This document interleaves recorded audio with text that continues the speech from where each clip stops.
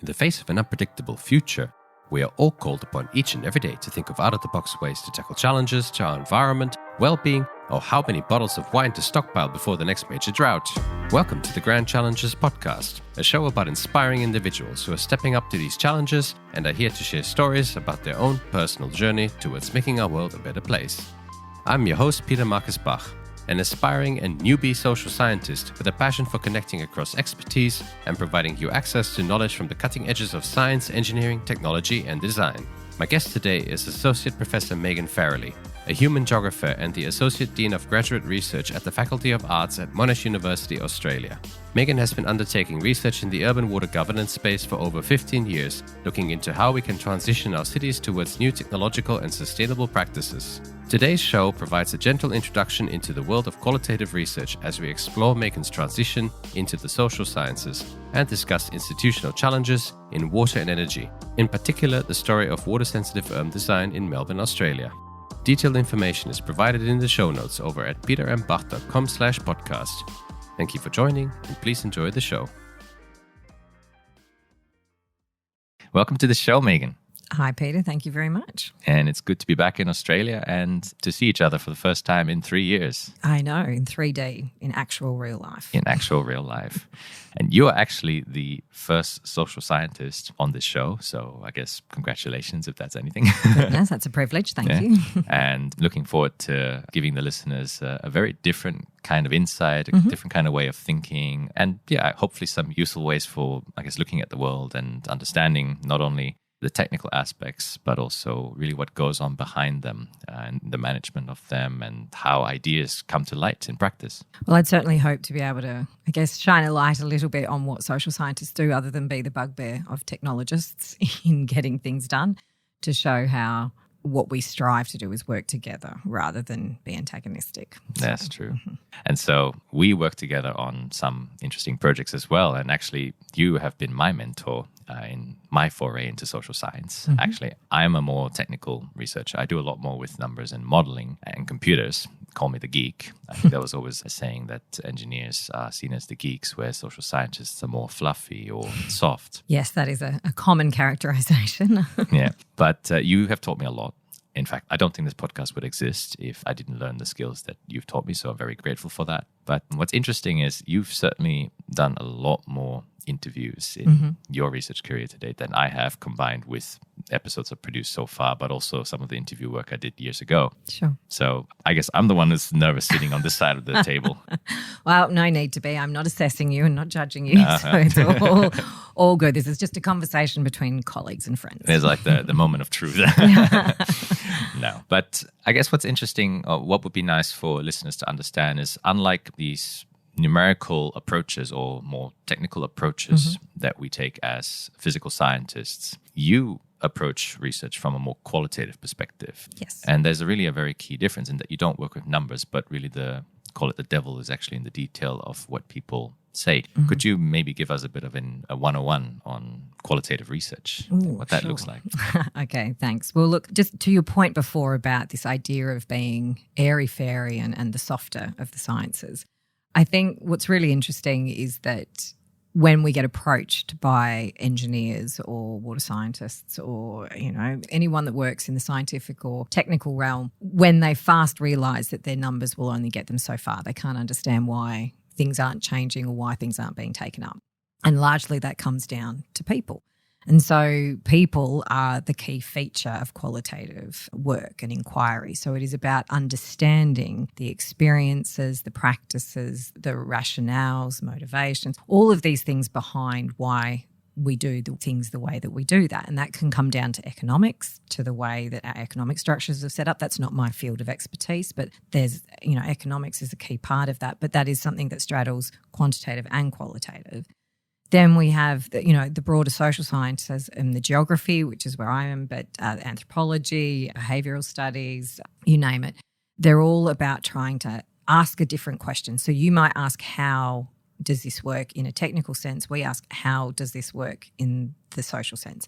that explores things of questions around policy structures. How do we guide decision making? It talks about planning. How do we set out the way in which our land uses will be developed and understood? And then that kind of ultimately shapes quite a lot of the technical practices that can go into play. So from my point of view, qualitative work is really about understanding the how, these process-based questions that I think often get missed in the technical side of things. It's not to exclude, there's a whole range of social science research too that looks in, people's motivations and perceptions and rationales. I tend to work a little bit more in the governance space, which is about how we bring people together to do the work that we need to be done.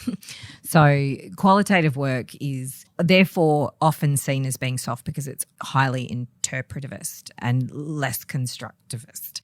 Well, a little bit of both. So it is what we do in the art of interviewing, as you've now experienced. Once you get out there and you start talking to people, you begin to see patterns, you begin to see the threads of a common practice or a common issue. So what we try to do is draw them out to sort of make them more explicit, because often these implicit practices are happening and people don't talk to each other. And the act of getting that information out of a large number of people, we can see these trends which actually have quite powerful impact on processes of change. Identifying those change points, I think, which is what I really get excited about. You mentioned interpretivist versus a constructivist approach. I guess if I had to understand it in simple terms, it's the knowledge comes from, first of all, identifying the patterns in what many people say, and through that interpretation, sort of making these claims or conclusions based on the fact that many people are saying something. Yes. So you can, I won't go into the whole Won't Make It methods course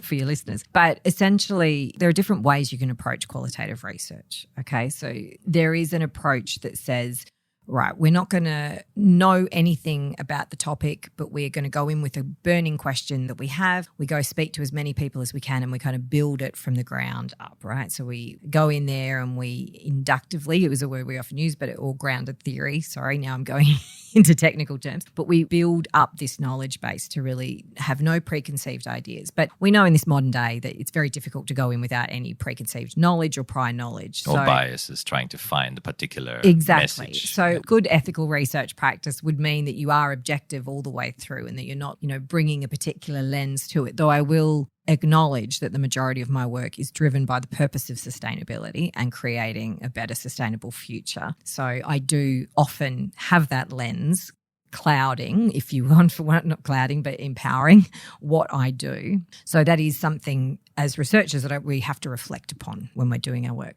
Other ways are there are frameworks, there are guidance, there are things that we know out in practice that already exist, and we can use that as a patterning tool to help us see if these practices are in play or not, and if not, why not, and if so, why. So that's what I mean by interpretivist and constructivist. You can come in at different angles to a topic. It's a very interesting approach. But often, for me at least, it felt like the learning curve was quite steep because when you come from a very quantitative background, as you mentioned, to use the correct term, that term was missing just now from my brain. It takes a while to get used to these kinds of approaches. What's interesting, I guess, about you is also you actually came from the physical sciences to begin with. Yeah, that's correct. Yeah. Well, I did physical geography. So I'm a geographer by training. So my original degree was an environmental science degree, majoring in geography.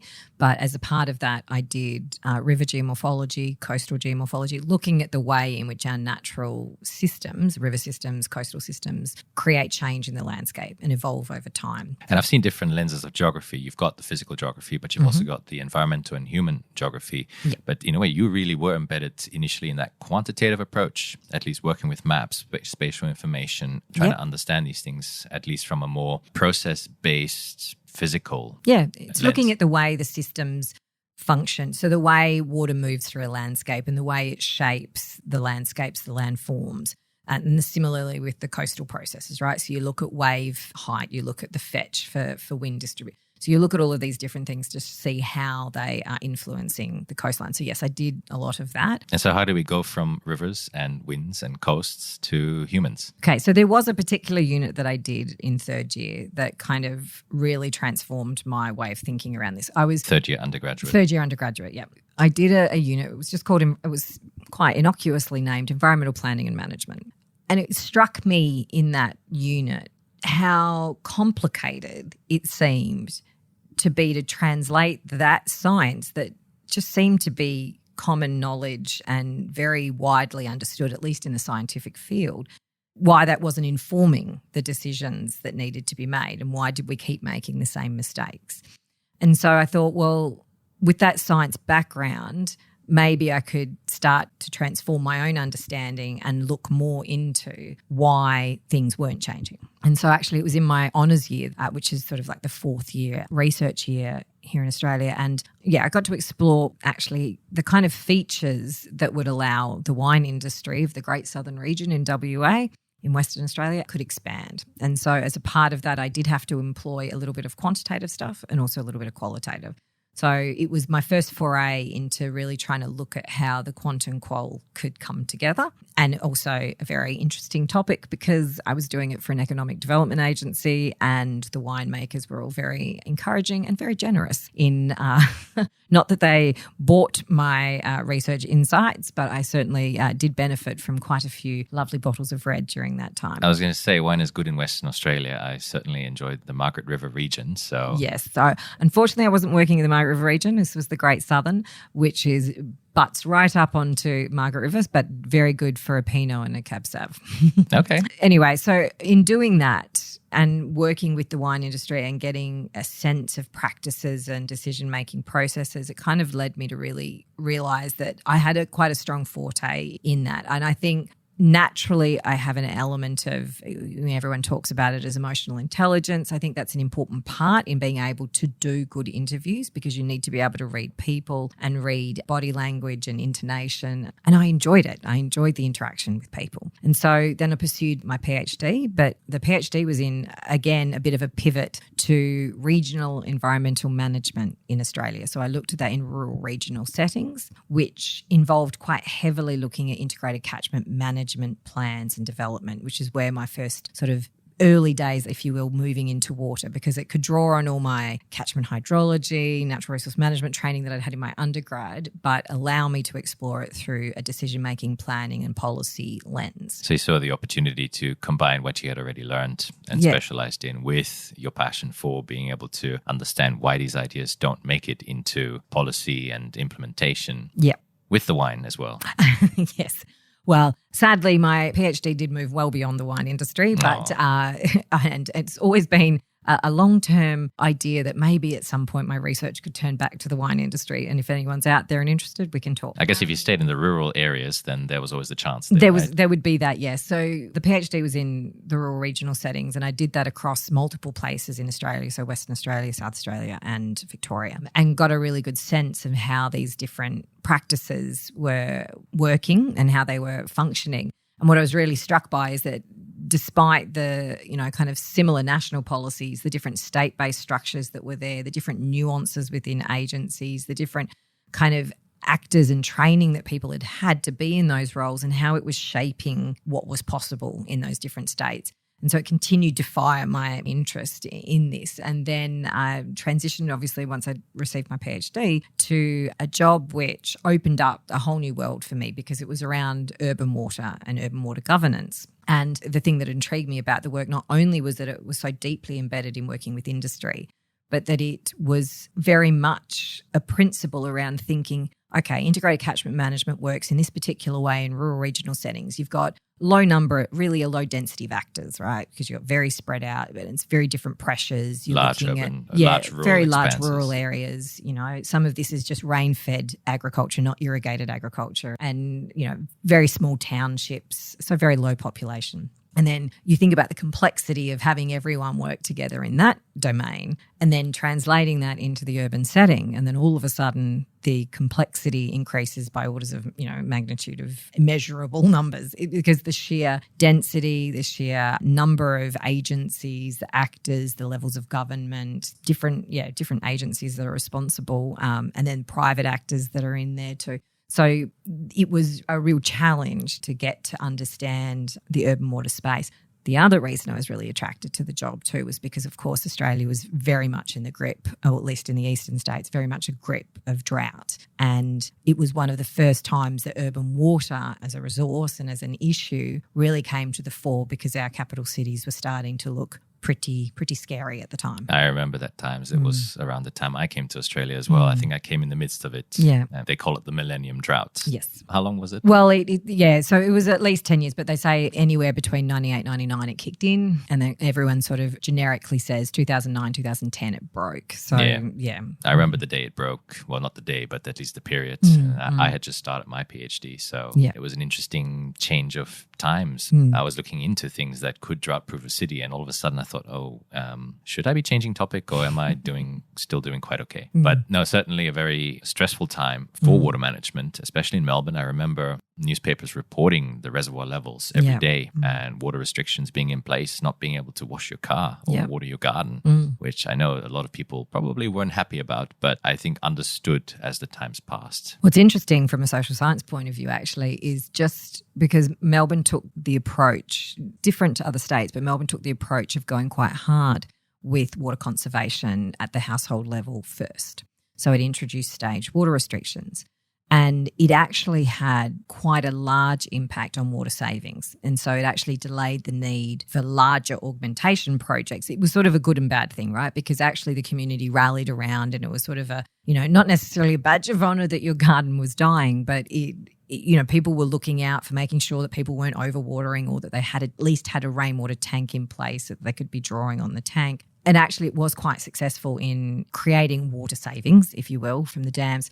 So it actually was really quite successful. And the rainwater tank story was also something that was very interesting about Melbourne, because the government then introduced rebates allowing people to adopt rainwater tanks in households to save water, to flush their toilets, to water their gardens. And I thought that was a very interesting example, and we'll definitely put an interesting article or some resources in the show notes for listeners to read about it, because I think, it hasn't been adopted everywhere in the world, but it's certainly a very, would you say, fairly easy thing with enough push from governments to actually implement. Oh, 100%. They come in all shapes and sizes these days. So, at least in Australia, the historical vision around it has always been the large water tank in a rural regional setting that's the water supply for the town or the house, because of the nature of where they live.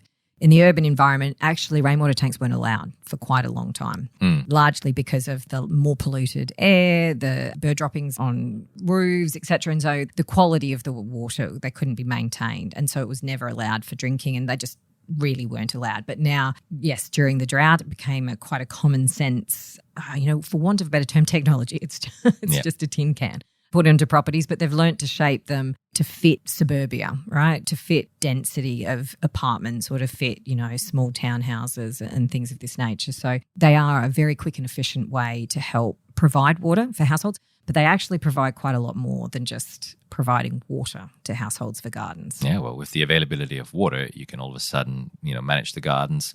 Nature's seen to be quite beneficial for humans, for biodiversity in cities, for urban heat, so cooling. Yeah, absolutely. No, it's a big part of, I always say in my work that green needs blue. So we talk about nature-based infrastructure as being critical to our climate adaptation policies around the world, and we need water to sustain that green. And so thinking about storage mechanisms, thinking about access to that is quite important in a very distributed way, as opposed to thinking about it as just a standard dam and turning on a tap, and that's good quality drinking water. Why do we want to use good quality drinking water when we could be using stored rainwater or stormwater? Indeed, the other thing, of course, which you would be aware of, Peter, is that they're very important to some extent in helping with flood mitigation as well. So, whilst we don't deploy them in that strategic sense, and indeed there's a lot of great research underway in looking at the kind of utility of rainwater tanks for that, they can play a part, a little bit of a part, thinking about flood mitigation. And I guess the irony of the drought breaking is that we got the other extreme. Apparently floods then came in droves, and we started to have this problem not only in rural areas, which are often subject to fluvial flooding, but especially in urban areas due to rainfall, increased rainfall in our cities. And the fact that our cities are all paved, bringing nature in, bringing these rain tanks in allows us to help restore that natural catchment hydrology. Yeah, that's absolutely true.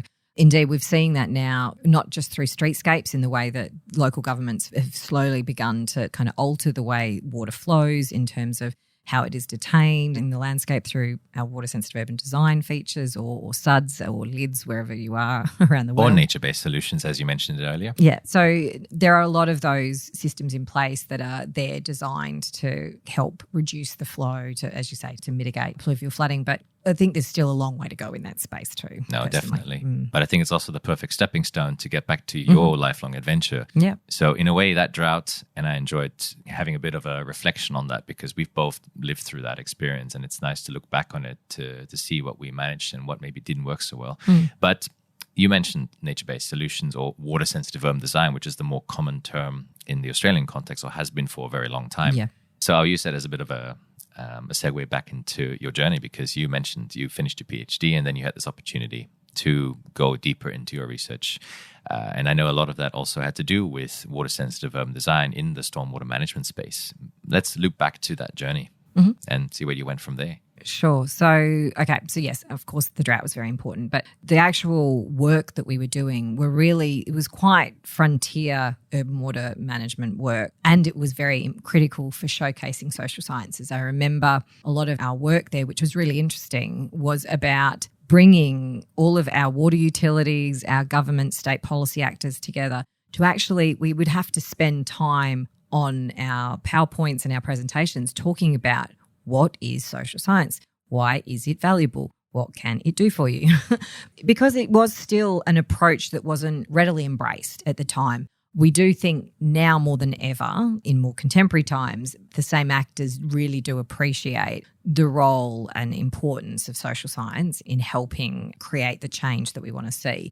But back then, when we were talking, almost 10, 12, 15 years ago, it was still not quite as readily embraced, at least in Australia. And so it was quite interesting. There was a lot of, it really did feel like there was a lot of opportunity for change and an enthusiasm for thinking about things differently. And that was in part because of the drought and needing to do things differently. So you had that kind of pressure in the system to try and do things differently. And I guess they were also realizing at this stage, given the drought's severity, that traditional engineering approaches, simply increasing the size of a reservoir or building another one elsewhere, or making sure the infrastructure works more efficiently by reducing losses from a water supply system, these traditional approaches just wouldn't suffice anymore, and that we needed something completely and radically different. Very much so. And what's interesting about Melbourne, I'm never quite sure of the figures here, whether it's become kind of folklore, I'm not sure. But the idea during the drought in Melbourne was that more rain fell in Melbourne, like in the footprint of the city, than we consume, right? So, but we don't harvest or capture or treat that water, whereas we're very heavily reliant on the water that falls into the catchments. Now, with uncertain climate change, the different changes in our weather systems, our climate systems, that we're seeing that altering pathway. So we can't be, reliant on a system that's kept us in high levels of success for the last 200 odd years in Australia. On the other hand, we need to start thinking about more distributed scales, about how we can work that into a system to have it work alongside, or more radically, to think about it completely decentralised. Is that even possible or wanted? That's a whole other question. I guess something that's more flexible, that's easily adaptable as well, given that we're dealing with uncertainties. 100%, yes. So I'm very big on the resilience and thinking about climate change adaptation and not locking ourselves into what we would call maladaptive pathways. Whilst I think there was a very important role for the desalination plant that we put in place as a way of augmenting our dams, I do think to a large extent it is also a maladaptation, because we talk about these approaches and it has been great, right? So we've gone through, I think realistically, Melbourne will have already gone through another urban drought, but we don't see that signal anymore because we have the water coming from the desalination plant, which can lead to some other problems, right? Because then you're disassociating the water system and the water infrastructure, again, away from communities and taking them further away from that connection that the drought brought back to them when they think about how important water was for their garden, for their washing, for their car, all every other day parts of life. I guess you're just trying to solve the problem by throwing some money and central management at it and trying to leverage a source that is there but needs a lot of work to become usable. So one of the more common things we used to say was plug and play. So the desalination plant can plug into the existing centralised infrastructure quite easily, right, and pump it through the system.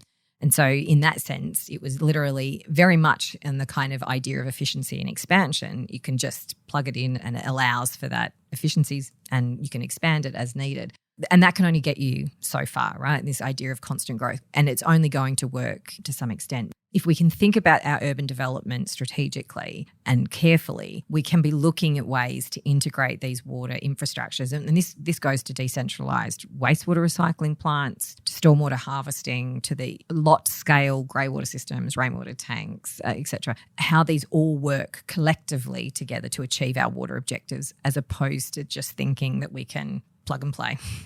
The integrated catchment management coming back into play. Very much, yes. Pun intended.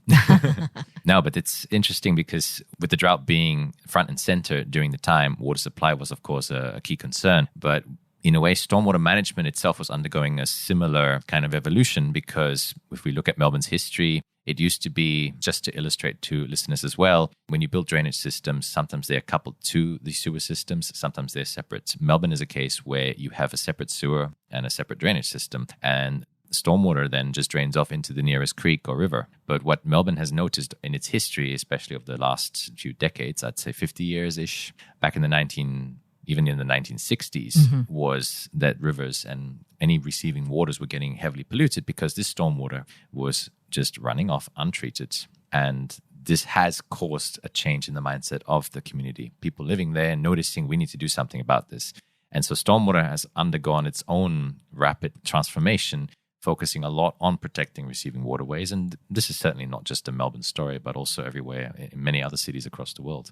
So you came in working on the one hand, looking at the story of water supply, but stormwater was just as much involved in this. Absolutely. So we began to try to reframe some of that conversation around stormwater, because we think about it conventionally, as you've just said then, as something that we put in terms of conveyance and we get it out of the system as quickly as we possibly can.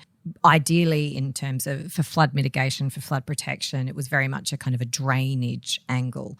But our point was that why can't we consider that as a resource? So we have a lot of water falling on our cities. We have a natural catchment sitting here and generating this water. Why could we not think about harvesting, treating and reusing that water in a fit for purpose manner? So, realising we might not get it all the way up to drinking water quality, but in Australia we have a lot of sporting ovals and public open spaces, and we need them irrigated. Green needs blue. So, there's a lot of opportunity here to be thinking about how we integrate that in our landscape. And so it was a very pivotal time in the sort of water management space to kind of really start to think about what we call alternative water sources. And whilst recycled water from a blackwater, greywater scenario was very much considered off the table politically, stormwater was something that could be more attractive because it ties in with so many other potential benefits that we now know, obviously, to be a lot more true. So when we think about microclimate, we think about aesthetics, mental health, and the role that public open space plays in an aesthetic as well are incredibly important. And so we've been able to, I think over the last 15, 20 odd years, really reshape that conversation around the importance of stormwater and how we might advance that. But really coming in then from that less technical, but really more social and institutional perspective, because we had potential solutions. We had the decentralized technologies in the nature-based solutions. We had this toolbox, and a lot of research has gone into it, not just from a quantity, but also quality perspective. This idea of multi-functionality or multiple benefits, I think, was established in the literature. If we look back into the history of this area, there's been many disciplines that have worked on it. Greenways have existed in planning for decades. In the climatology space, the use of nature has been also quite active. But despite having all these scientific findings and the means to actually design and build these kinds of systems, we were stuck. And this is where, in a way, you came in to try and understand how we can unstuck ourselves. Yeah, look, I took a lens in thinking about change and looking at what creates change. So this is perhaps a nice segue into what I would call my scholarly framing, my scholarly home around sustainable transitions or sustainability transitions. We kind of draw on this thinking as a way of helping us shape our understanding of the existing system. And by system, we often use the language of regime. And by regime, we mean this kind of collection of actors, processes, cultural norms, rules and regulations, all of these things that work together in a way that structure what we do, the decisions that we make and the kind of opportunities that we have.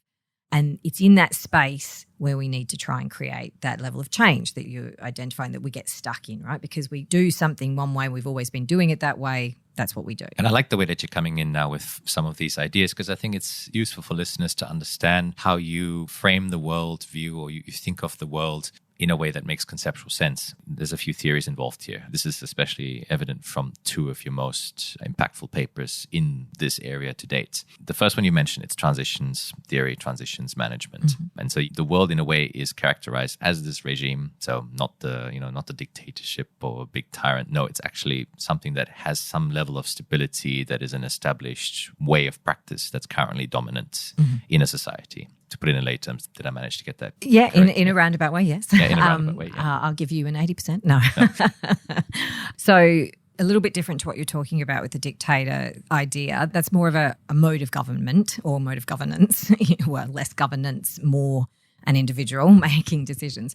What a regime is that kind of collection of governments and the way different governments operate and work collectively from state, federal and local together. So, for example, in Australia, where it has 3 levels of government from federal, state and local, it kind of looks at the machine of how that multi-level governance system operates across the regime, because that shapes how the decisions get made at all those different levels.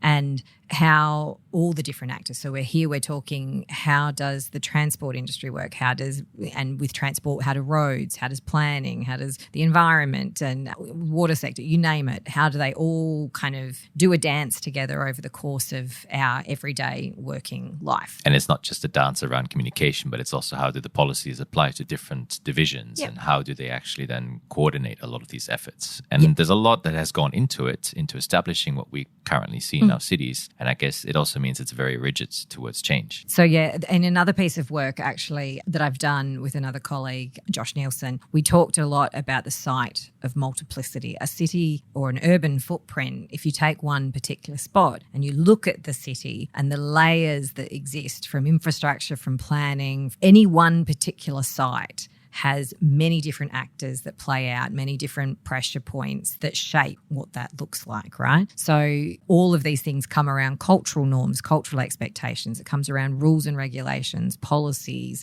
industry norms and rules and regulations. So a whole bunch of things that shape the practices. And to disentangle that is really difficult, because we all do our own thing in our own different worlds in terms of water planning and even in policy in the different areas. They're often separated from the operational space. So anyway, all of this stuff operates in what we call this regime. And that is separated, and the regime kind of ticks along, but it is influenced and shaped by what we call these landscape factors. And in our language refers to bigger, broader trends like climate change and the uncertainty of climate change. Even the rise of environmentalism, when you were talking before about the way in which in the 60s people started to worry about our waterways in Melbourne, it was very much driven by that kind of growing environmentalism that was emerging within the community over the course of the 1960s and 70s that led to the Environmental Protection Authorities being established. Yeah, so by landscape, not necessarily a physical landscape, but something that's happening at a more global scale. That's correct. Or global as far as the city's concerned. Yeah, and we often say too, drought was one of those features, right? It was a sort of a overarching pressure that was demanding change of that regime. And as a part of that, it can exert pressure on the regime, but the regime may not want to change, right? Because it's doing what it's doing and it's been doing it for ages. It's set in its ways. Yes. And so what happens, what we call the micro scale or the niche level, is where a lot of the alternative practices and innovation and creativity and experimentation begins to emerge.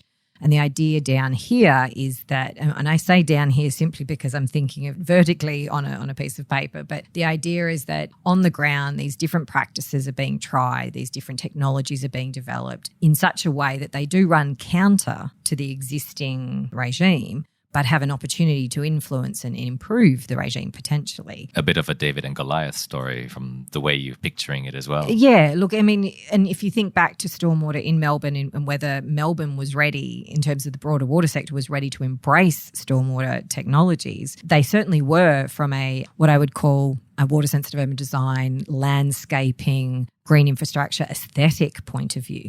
But if we were to think about it in a way around stormwater detention, treatment and reuse, that took a little bit more convincing to get people to that point. We could absolutely see it in terms of rainwater tanks, etc. That made sense. But if we're talking about waters running off pathways and roads that often, carry a lot more heavy metal contaminants, E. coli, etc., that we needed to think about how we could treat that water in such a way that it wouldn't create a public health issue, which we know that, of course, is a very big underlying story in the success of the water sector. And so the idea is that these different practices and technologies and approaches kind of do challenge the standard way of just putting in a pipe and a pit and pumping it to wherever. My work really goes to exploring to some extent how that regime operates and where we can find what we call change points or leverage points in that regime so that the experiments and the innovations and the new practices can kind of get a foothold to kind of destabilise and create new pathways to what I effectively call a more sustainable urban water management future. And definitely a very necessary piece of research that had to be done at the time. And you also mentioned the key word experimentation or experiments, because with these new ideas, I guess one way to really test it and build some level of confidence in the people who may want to adopt it is through this idea of demonstration, showing that it works, saying, hey, we have this technology, let's try it out in an environment. We have to, I guess, accept the risk, but, manage it as best as possible. And if you can bring in a convincing on-the-ground example, it might actually create some change. Absolutely. Look, what I was always struck by in doing my research for that paper that you've mentioned, the experimentation as a way forward, I'd go back to speak to people that have been deeply involved in these alternative practices and new ways of doing. And I'd sort of stop and say, well, what did you get out of this? What was your kind of key takeaway? Would you learn the most? And it's interesting that the majority of people did not talk about the technology. They did not talk about the technological confidence in the way in which the system ran. It all came down to learning about the processes that were necessary to get this up and running, to get it influencing the other actors that made the decisions to whether or not this would go forward. So it was really interesting in that kind of process and governance space, just how insightful these experiments had been. However, interestingly, because we work project to project, what is effectively this idea of projectification, we fail to kind of capture those learnings and insights and take it. We do implicitly carry it forward, but we don't often share those really deep knowledge and deep insights. And yet, no matter where I went in the country around Australia, that was the same thing I was hearing, that people were really learning so much about those kind of processes. I mean, they knew that the technology would work, so I don't think that was top of their mind. For them, what they take away are those really important how questions, and I think that how of the process is important. Just to illustrate the size and scale of this kind of work, so you looked at 11 different experiments. These ranged from an entire estate. There's a famous one in Melbourne called Lynbrook Estate. They say it's one of the first residential developments to really implement these water-sensitive or nature-based solution features en masse. You also looked at building projects that looked at grey water. Over these 11 projects, you conducted a total of 150 semi-structured interviews. So semi-structured being you didn't have a full set of questions and would ask one question after another. I guess for those to understand what it is, picture a discussion similar to, in a way, what we're having now. And you spoke to different stakeholders across NGOs, across local and state government, and also private sector. Yeah. So that is a lot of information to process, especially if you're not looking for just numbers. You need to really identify the nuances in what people say and to probe and to, I guess, make people feel comfortable in being able to talk about these issues. How do you manage something as monolithic as this? It is a good question. And look, to be honest, if I was to reflect back now, would I do another 150 interviews? Probably not. And this is an interesting thing in transitioning from physical to social sciences, was largely predicated around my idea of the need for numbers, right? Because I had reached what we call in qualitative research data saturation quite early on. Now, data saturation as a qualitative term means that you're starting to hear the same thing over and over and over again. So whilst I was doing semi-structured interviews, just to explain a little bit more, there were 5 overarching same questions that were asked of everyone. But the nature in which those questions come up can often be a little bit more discursive, like we're doing now, whereby I know what those 5 questions are. And if they start to answer that, I will interject into the flow of the narrative and say, just on that point, I'd like to, get you to explore that a little bit further. So I do want to stress that the structured of the semi-structured part still exists, such that when you're going to do your analysis, it's easy to be able to group the kind of responses together so that you can see those trends. Now, in terms of dealing with that kind of size of data, it is phenomenal. It is large. And when you're talking, interview transcripts of, I can't even remember how many pages, but if we go on minutes, anywhere from a 40-minute interview through to a 2-hour interview. Because the one thing I love about people in the water sector is they do love a good yarn. So they will talk and share their experiences quite willingly. So a lot of it comes down to, a lot of hard work, basically. Yeah. Just a lot of hard work. I can certainly agree. When I did my interviews, I guess it was music to my ears. I was just thinking also data. But no, it's lovely to see that this is an industry that really wants to learn. I guess that's another keyword we can get into, because that's really one of the cruxes of what came out of this paper. Yes. But that they're willing to share in hopes of getting some, new lessons and new tips and new outcomes to allow them to progress. Absolutely. Look, a big part of my work is always making sure that I'm industry relevant. I don't like the idea of the old academic in a white ivory tower. I always ensure, and that was part of the attraction to the original job, right? It was because it worked with industry. Ensuring that what we are doing will turn around to have a benefit to industry is critical, I think, because otherwise, it's knowledge for knowledge's sake. And there are absolutely areas and domains where that is important. But in this work, I think when we have the capacity to drive some opportunities for change, we should be doing that. I think in academia today, there's also this worry that too many worry about impact factor rather than impact. So trying to publish in a journal that has a high impact factor rather than actually publishing something that will be read and potentially used in practice as well. Yes. Well, one of my papers, a keen point there whereby from my institution's perspective, it wouldn't be considered quality, but it has my highest number of citations. So from an impact point of view, yes, the two don't necessarily align. Hence, the idea of being able to be accessible to industry is an important part. Yeah. But also in my work, we do go through and create, like we did with that particular project actually, with these kind of case study demonstration reports whereby we would outline the kind of deep insights that people were interested in, those case study reviews, so that they could take them up and think about them and apply the kind of insights to their next pieces of work. But you mentioned about the learning, and I'd love to circle back to that. We digress in our little academic rant for a moment. I guess as academics, we always encounter these kinds of challenges.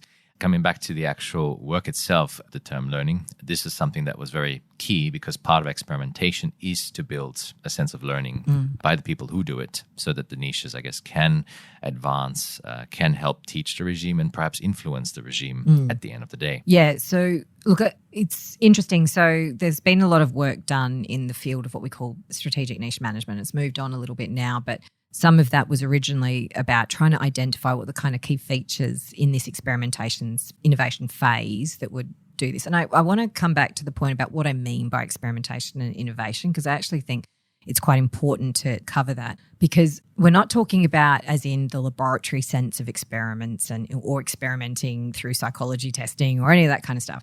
We're ultimately talking about doing something new in context. So quite often what we see is that water sensitive urban design, the biofiltration systems or the grey water systems have been already tried and tested and sort of already crossed over that line of technological feasibility and operational excellence, whatever the word might be. We have some design guides, best practice manuals of how we should implement these. But then thinking about what we do with that and how we convince others to do that is part of the challenge. In developing the project, absolutely. If the experiment around designing these features could embed a more distinct learning agenda, we would be, I think, in a better position. But often it's not a core part of the design principles of how we set about doing the experiment or the innovation. And there's a very nice quote actually that I read in your paper, which is, learning by doing and doing by learning it's essential because the road is unclear given the future. So experimentation is essential in order to learn. Yes. And that is a fundamental tenet of the whole sustainability transition movement or research landscape, whereby we recognise that to create a whole-scale transformation, if you will require some element of change and adaptation along the way. And bringing it back to even the thinking of adaptive management, which is a whole other area of scholarship, but really does speak to the value of doing something, learning from it. Now, we do inherently do that as individuals. We as individuals learn by what we do and we move forward. But the idea of making it more explicit, particularly in what are essentially group-based efforts, right? So a lot of these types of technology developments or trying to look at how we connect it to other places requires human interaction. So we're talking about multiple different people involved. So making it more explicit as part of that agenda that learning is a key feature here, and that should be something that is shared. Now, the sector has done it well for years. The water sector conferences that I've been to are rich with all of these insights and lessons and experiences, which are just fantastic. What we don't perhaps effectively do at the moment, and like I think I allude to in the paper, and I don't think it's necessarily changed, is that we're not particularly good at coordinating and what I call sucking up, vacuuming up all of that knowledge such that we can package it into a way that allows for a more informed policy space going forward. So there's some good language around the idea of orchestration, right? How do we orchestrate? So there's coordination, but how do we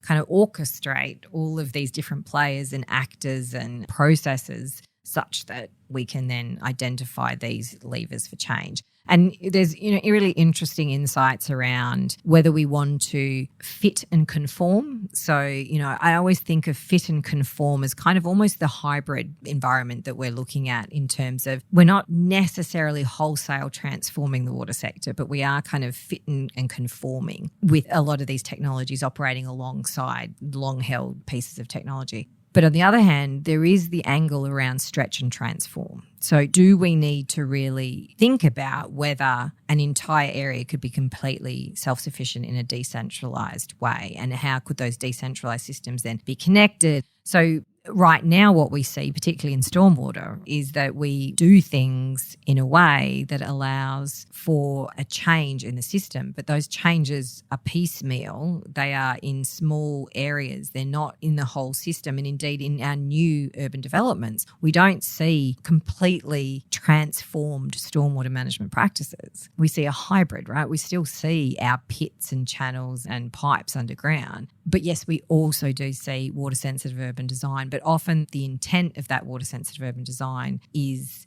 perhaps not utilised to the fullest extent that it could be, because it's there for aesthetics, it's there to maybe help with a little bit of the flooding, it's there to help with greening and microclimate. But is there an opportunity to think more fully around that detention, treatment, harvesting, storage, and and reuse, which I'm not sure we're there yet. It also harks back to generally sustainability practices and solutions for sustainable and adaptive futures, which is a place-based approach. There's no one-size-fits-all solution. We need to be cognizant of what we currently have in place. Can we complement these existing infrastructures, or do we need a whole overhaul of the system? And I think that seems to be also a very common, stereotype or fear in people who are currently part of these regime structures, because they think, someone just wants to come in with a brand new idea and completely change the face of what we're doing. No, it's not about that. It's really about, we have working infrastructure. It's just not the most efficient way of going forward. We have complementary infrastructure that can help it, and in some cases even replace it, but we don't necessarily have to replace it.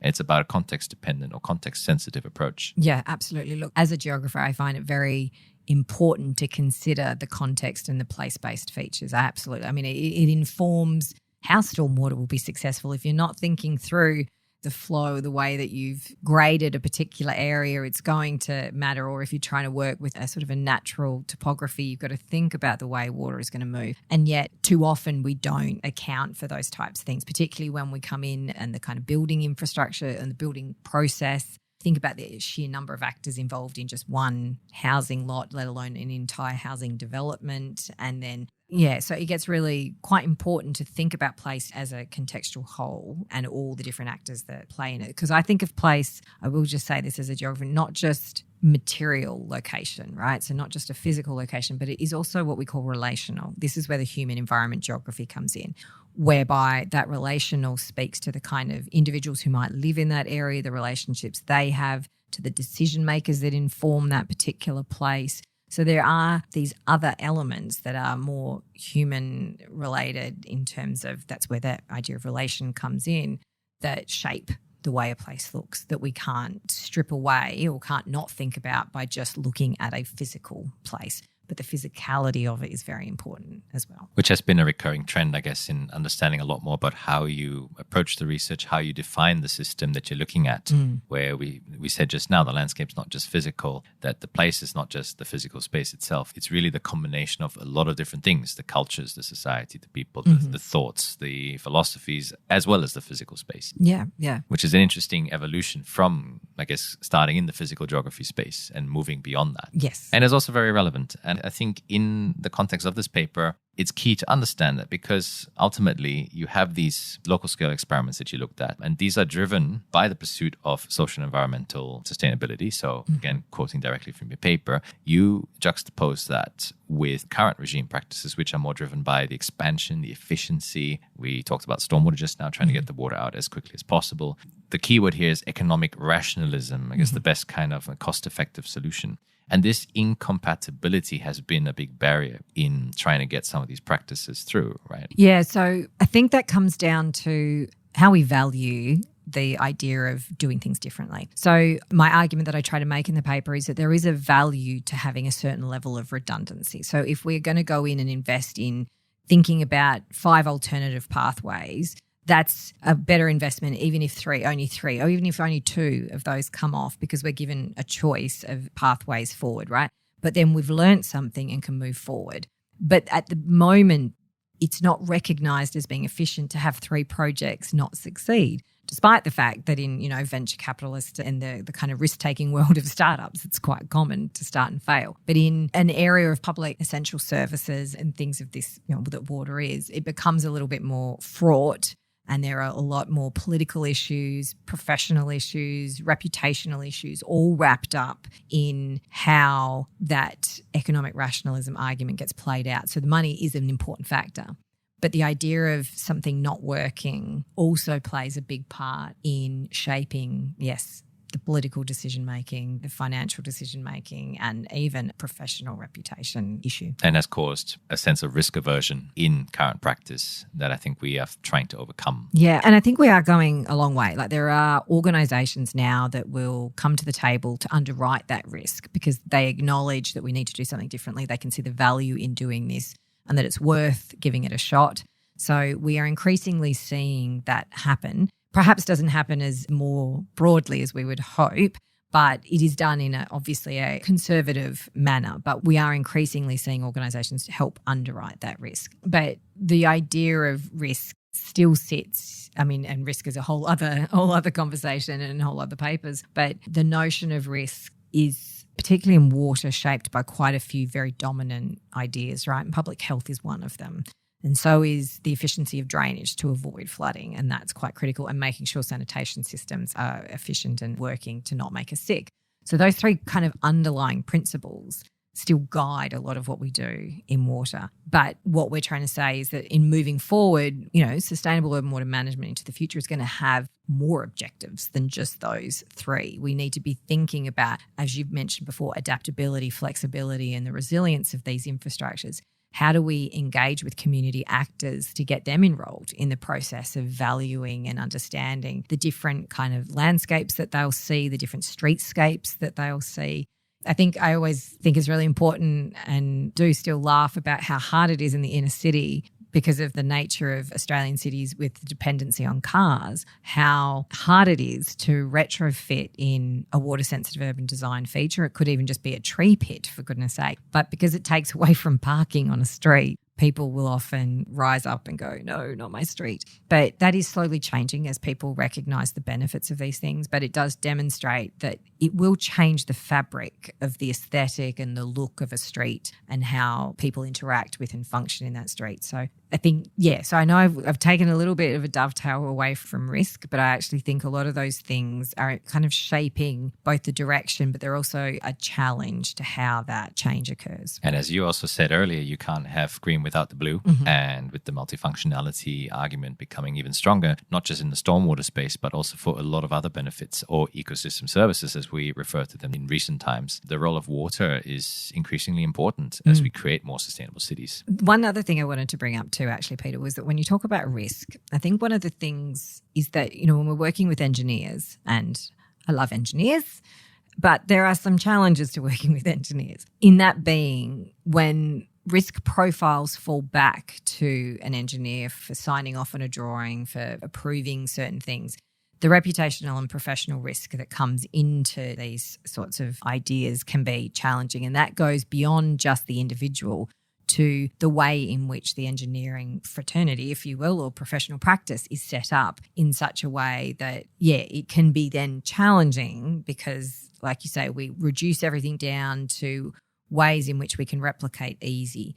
And we try and design features that will be able to be what I like cut and paste, right? But I think in coming back to that idea of place-based elements challenges those notions, because essentially we need to be looking at every site as being unique and different. And whilst some of the copy and paste may be appropriate, it is definitely not going to always be appropriate. And that does challenge the economic line. It challenges the professional line. The efficiency line as well. Yes. And I guess the moral of the story is we don't want plug and play and we don't want copy and paste. So we have to go back to the pre-computer age.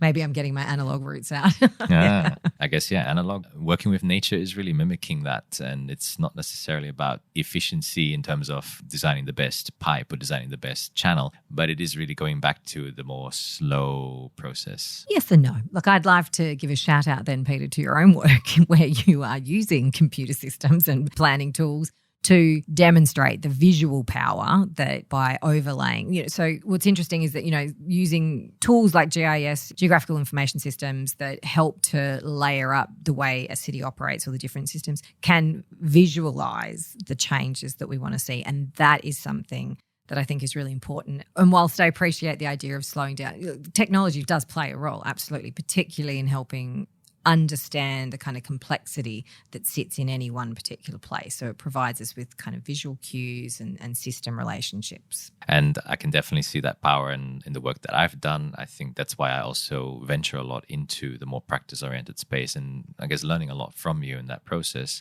And we've also had one of our previous guests, Martijn Koller from episode 3, who also talked a lot about the power of maps in communication.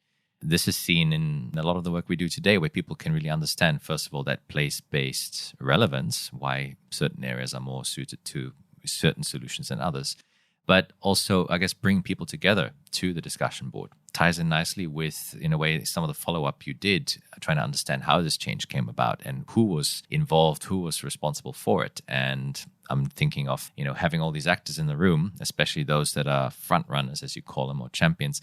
The process is not driven by one single aspect. It's a whole melting pot of different actors or different people coming together, different technological solutions, different ways of communications, or just opportunities, a co-evolutionary process that brought about this change. I think this might be something very interesting to briefly touch upon, as I think it extends this idea of experimentation in a way to try and identify new opportunities. I guess to some extent we talk about experimentation often around the technological space, but there is still just as much to be learnt in the mechanisms that we use for bringing people together. And so using those visual tools, for example, as an opportunity to bring people to the table. I actually want to say that I also think one of the great things about having them there and having people recognise their place is actually having that place, but also recognising that you're part of a system. That's one of the key mechanisms, I think, that these kind of visual tools bring, is that it brings everyone together to see that there's your important place, but then there's the system at play. The big picture, essentially. Yeah, the big picture. But in terms of bringing that back to experiments, there's a whole field around policy experimentation, governance experimentation,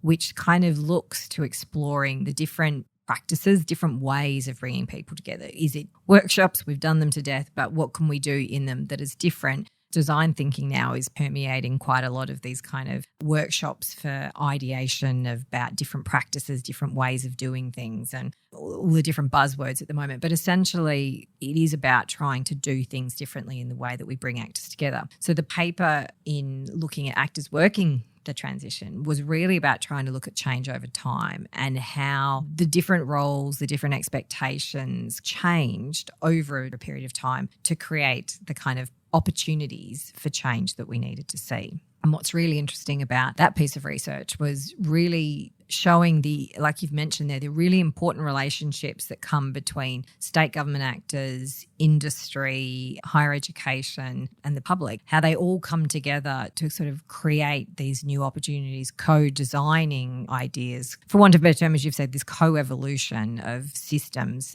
thinking in terms of practices. What was particularly important about the front runners, you put the nail on the head there about champions, we kind of framed them as champions, were that they were really key drivers in keeping the topic at the front of people's minds. And then as they've all gone on and moved through their careers and their career progressions, end up in positions where they're quite powerful. So as an actor, they're in decision-making places that they can create change, but have always loosely remained connected in the sector. So this informality, these informal networks that exist can be just as important as the more formal practices that we put in place. So I do encourage, between podcasts, but between other actors, relating to one another and getting to know what other people are doing and championing can be really powerful in being able to leverage those insights for creating a bit of a narrative for change. It's actually funny because they often say at these workshops or conferences, the best ideas actually arise in the coffee breaks, not in the actual sessions. So yeah, I'm all for informality. Yeah, I think it's interesting because as much as those coffee breaks are a key part of a conference and much needed for the caffeine hit, they're not something that you can ever say, right, and now is the time when we all network.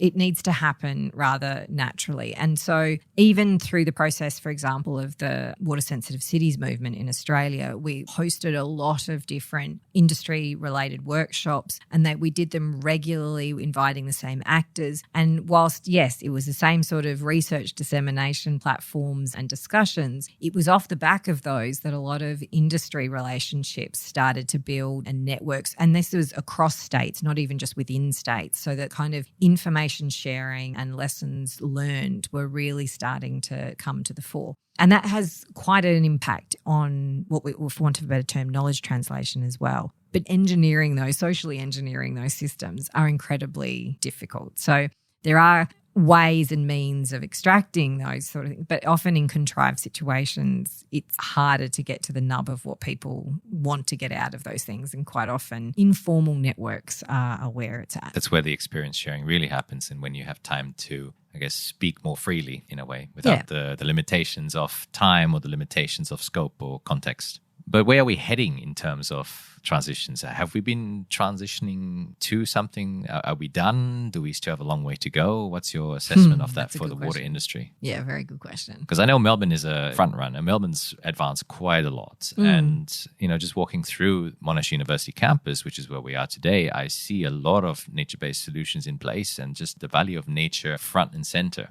And you see this across the city as well in different new developments and even existing areas. But where are we at? Look, I think we've made huge progress, particularly in Melbourne. I think as a front-runner city, Melbourne has made an enormous sense of progress from, if I look to 10, 15 years ago, in terms of the amount, as you say, of the visibility of green space, of green infrastructure, of the attention to water-sensitive urban design in the landscape. It's definitely far more present, and it is definitely required because we have the rules and regulations to require it. I think it comes back, though, to questions of the quality of what we're putting into place, the strategic versus opportunistic manner in which I think we're still putting these things into place. So whilst there are practices, there are the policies, there are the processes that are embedded to try and direct and drive that change, I don't feel personally that we are what you would say at a stabilisation phase. We've definitely got to a point where we've created all of these different leverage points. We've got the technologies, we've got the confidence in doing it. We know the kind of plant species that work well, the soil substrates that work well. We know carefully how to position them within reason within a particular place to maximise the water runoff, et cetera, et cetera. What we still don't see is this just become a norm for the way that we make a decision about every future development. I think what's challenging at the moment is that Melbourne has been very good at addressing its water crisis. So we're not in danger of going into a very drastic water shortage such that we couldn't water our gardens and lawns and things of this nature, which has kind of led to what I would call a slowdown in the kind of advancement that we could have made had those pressures still been present around the need for greater water conservation and alternative water. So a sense of complacency is starting to creep in or has been creeping in over the last few years. Look, yes, that's taking an ivory tower absolute approach in saying that, because I don't want that to detract from the fact that there is an awful lot of really good work that goes on in local councils, in state government, in different utilities, and even to some extent some land developers that have absolutely embraced these types of practices as a selling point for their housing developments. You just still couldn't say that it was absolutely 100% standard practice, that that's the way we think about, design and deliver our new urban developments. I think in the inner urban areas where we're looking at retrofitting, I think that still happens at a rate that can happen as fast as it can. What I think's helped, and I mean help in a not a supporting way, but in a more of a driving the challenge way, not only are we facing a climate crisis, we're facing a biodiversity crisis, right? That is true. So alongside urban forestry and urban greening as being a nature-based solution to an adaptation solution to climate change, it is also an adaptation solution to the biodiversity crisis. But what we're seeing is a lot of rethinking of landscapes and rethinking of the plant types that we're putting into our urban footprint, which I'm not convinced yet that we've been thinking through in terms of water demand. In Australia, at least, many of them are looking at very clever, indigenous, endemic to particular regions and looking at making sure that the plant type are suited to that area. But we've changed and altered our landscape so much that we do need to be thinking carefully about, well, how are they watered? Is there too much water? Is there too little water? And all of these things. So it's a long-winded way of saying I think we're still getting there. If you wanted to say what is it that we are transitioning to, though, and I think that is a really important question, because I don't think there's any one definitive future in what this looks like, right? We have these idealised versions of a completely engaged community that is eco-sensitive, that understands water systems, that we have all these different infrastructures. I think that is rather a little bit utopian. So we are but at the same time, it's a great vision to sort of set up to think about what we might do to deliver. I think what we could be doing better is thinking through those future pathways, working with households, working with community, working with businesses to think through what that vision of a sustainable water future looks like for a range of different people, and not just thinking about it as a centralised supply in and out or even just water-sensitive urban design. I think there's a whole range of questions that still need to be asked. And they say anyway that climate change, we have to cope with moving goalposts. I think it's useful to have a goalpost so that we have something that we can strive towards, but we have to be aware that this may change every few years, just like in a way adaptive planning should. Having these pathways available so that we can react depending on what happens in the world and take the appropriate course of action. Absolutely. Look, I think one of the key things that was focused on after the drought was how do we make sure that we don't find ourselves in this dire situation again? What do we need to do? What do we need to put in place? And I definitely think we've come a long way. I still worry about what it would mean to go into a really intense, what we call an El Niño weather event here. So the really drying, less rain, very often hot weather system. What that would mean for whether or not our system is ready to cope, and whether we'd be in a position where we had to make another last-minute political decision to expand the desalination plant when we've had a good 15-odd years to be delivering and demonstrating how these other systems could be working in play. And I often use that as the kind of touch point, like if in 5 years' time, we were at a point where we had to make that decision. Would we be ready to go, or do we have to expand desal? So I think that's the interesting question for this sector, I think. Definitely an interesting one, but I'd like to hope that if we get to that point, let's hope it doesn't turn out to be a very extreme situation, but that all the work that has been done through yourself, through the groups that you've worked with and all the collaborations as well, that they will start to play a real role and sort of really illustrate now we have this technocratic versus potential sustainable solutions, and perhaps we'll have learned something from it in the process. I think so. It's been a really interesting journey through the water sector, but what's also quite interesting is you have not only moved in the water sector, but also in energy at some point as well, in the last few years especially. And we would have to take a whole episode to go into that part of the story. But just, I guess, for comparison's sake, you've looked at microgrids, you've looked at sustainable energy transitions as well. Are there any stark differences when we think of the water sector versus energy? All right, yes, there are. I have to say that after having interviewed extensively in the energy sector and the water sector, I have to confess that the water sector is my favourite. That may be rather controversial, but what I see in the two sectors are very different objectives. Now, in Australia, and this is all, of course, within the Australian setting, in Victoria in particular, our energy system, our energy generation, distribution, retail is privatised. It is privatised, which means it's privately owned, privately distributed. It's not government owned. There are government policies in place that shape what they can do. There is an Australian government regulator that oversees what they do, but they are effectively there for profit generation, which is in and of itself fine. The distinction with water is that it is a wholly government-owned public good feature, and that I do see in my mind there being an incredible distinction in the way in which these sectors operate. I think there too often we try to look to these sectors for that kind of lesson. There's been a lot of talk in water about making a water grid and sharing it and distributing it kind of like an electricity grid. I'm not sure these sectors in that way can talk to each other because water is heavy. It's fundamentally very different to energy, and energy transformation and distribution is very different to water. But some of the things that I think about is that there's a lot of similarity in the pressures that the energy sector is now facing. I mean, we always knew climate change was coming, but in Australia it's been about the rapid transition to renewables. It's putting pressure on the system. We are looking at a rather large and quick transition, but that's from all of these different external pressures that are playing a part, as well as pricing and all these other types of things. And the innovation and creativity that's there is there, but it is nowhere near as shared and distributed. And they are trying to get there, absolutely. And this shouldn't be a critique of the energies.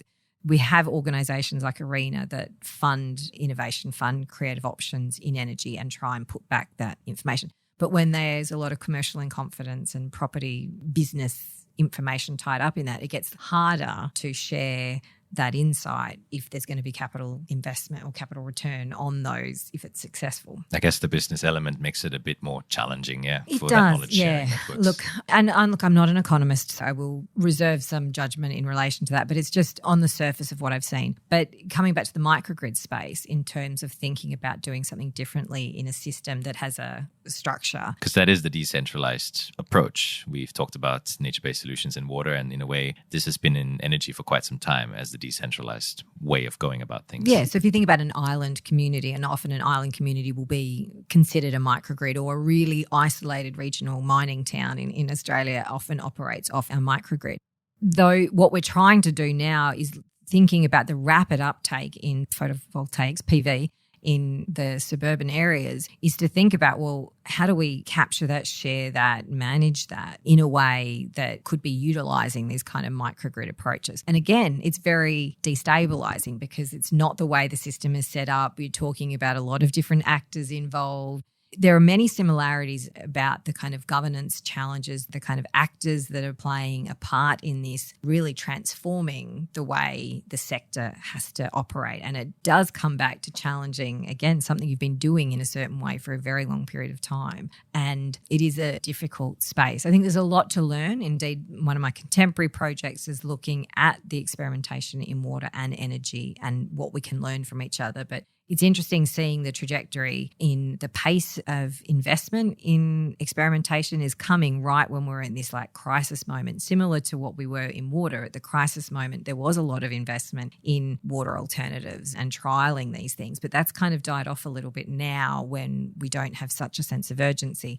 But it's very present at the moment in the energy space. And whilst, once again, I think there is attempts at bringing all of this insight and information together, I wouldn't say it's been wholly successful yet in bringing all of these different knowledge bases together to support that transformation. So I think we've still got a long way to go in both areas, but I think perhaps it's more my, dare I say, my original geographical roots in geography around water, be it coastal or river geomorphology, that I like to think that my home in my heart is still in water. As much as I'm enjoying exploring energy, I do like to come back to water. As the famous saying always goes as well, water is life. And I guess water is essential for a lot of things, and water can help also improve the energy sector. We talk about the water energy nexus. So absolutely. Yeah. Now interesting to see where this research goes, as well as the contrasts that you'll find in the future to come. Thank you. So you're deep into this research. You also happen to be the Associate Dean of Graduate Research in the Faculty of Arts, the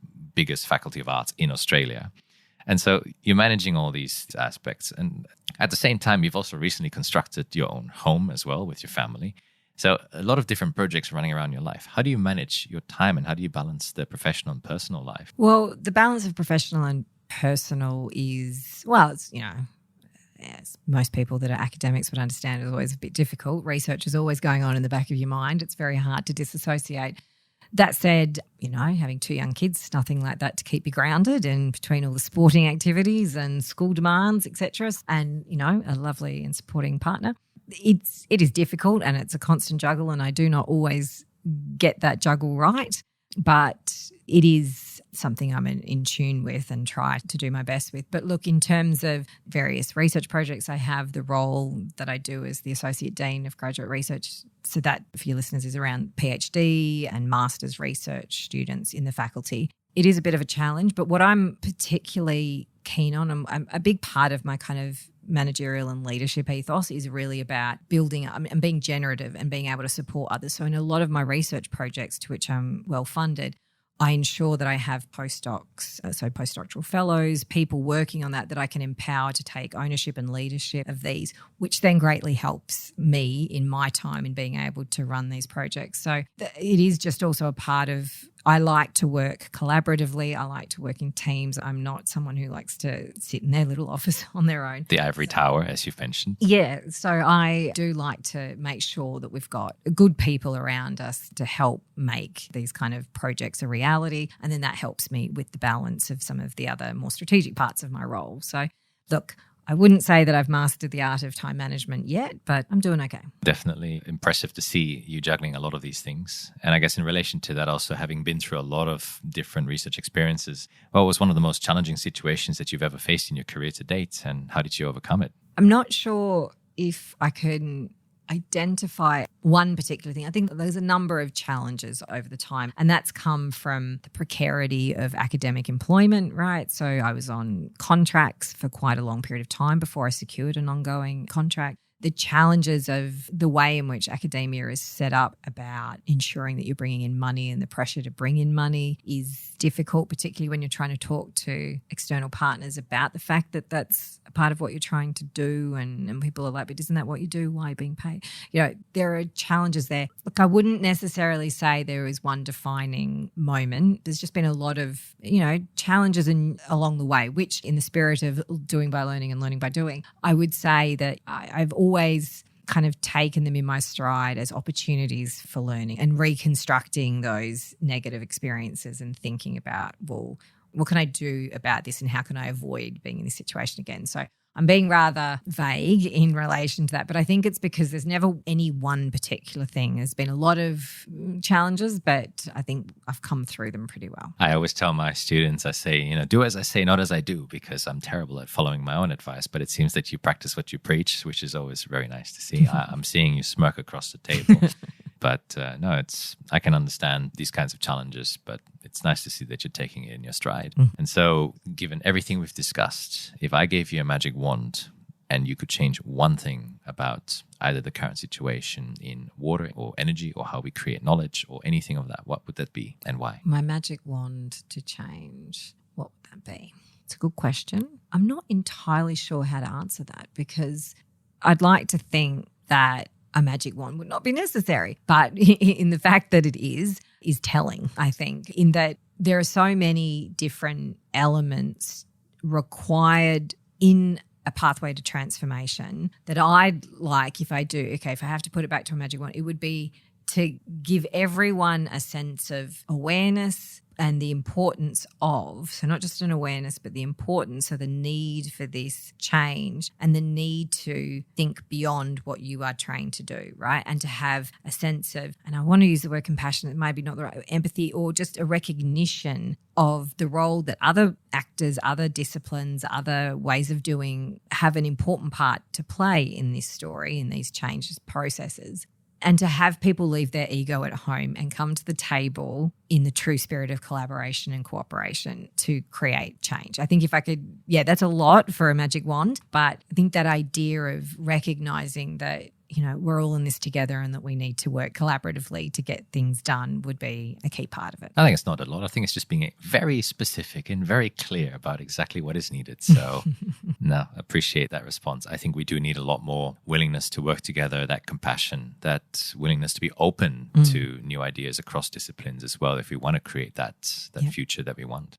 And so what advice can you offer to young social scientists starting out or people who start out in geography generally? Well, in geography, look, geographers go on to a great many and varied careers, and geography social scientists in particular, we're very good in our analytical, spatial analysis, critical thinking, all the things I tell our students that we're good at. I think in terms of building your career or building your interest, depending on where it is, let's just say it's in water, there are so many avenues and opportunities. And I think the role of an industry association is often underplayed because as geographers, we're taught to be a bit of a broad church. And if we do not find a bit of a hook or a home, so water is a part of that, or it could be that you're a social geographer, a cultural geographer, urban geographer. There's all these different types of geography, right? But if you are to look at building your profile, building your relevance, connecting to those industry associations are important. For the Australian Water Association is one. And then seeking out mentors. And that can be from an undergraduate, from a first year to a third year, which I've tried to facilitate at times, or whether it's a PhD student looking to an industry collaborator. It really is about just setting up and listening to people and hearing about their experiences and sharing them. So I'm always very keen on,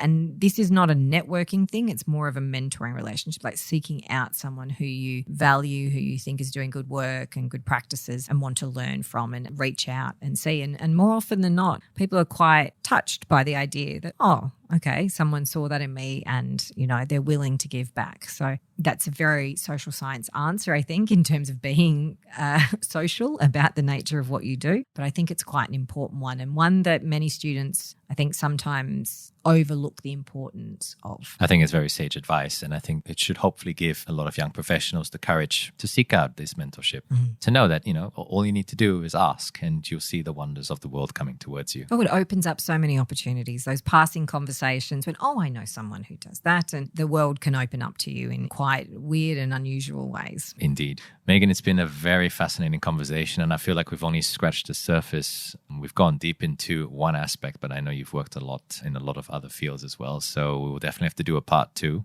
Where can people find you if they want to reach out? So I'm here at Monash Australia. I'm on Twitter. I will caveat that I'm not the best at social media, but Megan Farrelly 6, I think, is my handle, which might give you an impression of just how non-social media savvy I am.